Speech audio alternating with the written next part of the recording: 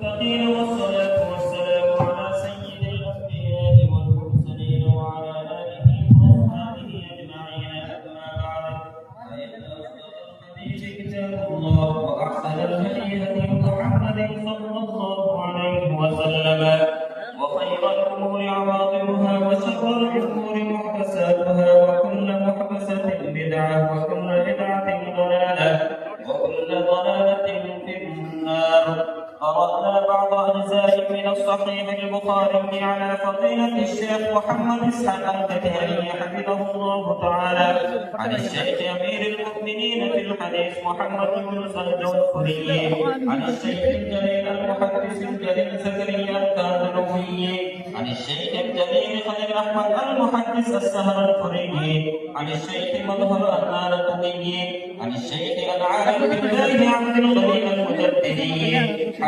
قرأنا بعض أجزاء من الصحيح البخاري على فضيلة الشيخ المفتي محمد علي حفظه الله تعالى عن الشيخ أحمد علي الباستندي عن الشيخ سيد حسين أحمد المدني.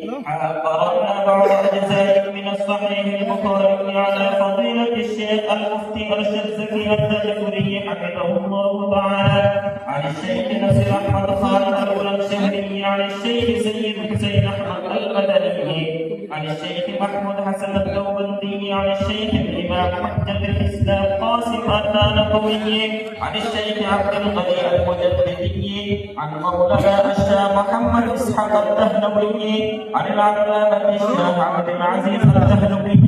عن والده حجة الإسلام الشيخ ولي الله الدهلوي قال أخبرنا الشيخ أبو طاهر محمد بن إبراهيم المدني الكردي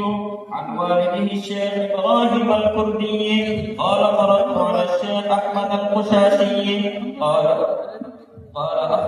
أخبرنا الشيخ أحمد قال أخبرنا الشيخ أبو طاهر محمد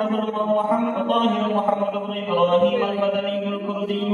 عن والده الشيخ إبراهيم الكردي قال قرأت على الشيخ أحمد القشاشي قال أخبرنا الشيخ أحمد بن عبد القدوس الشناوي قال أخبرنا الشيخ محمد بن أحمد الرملي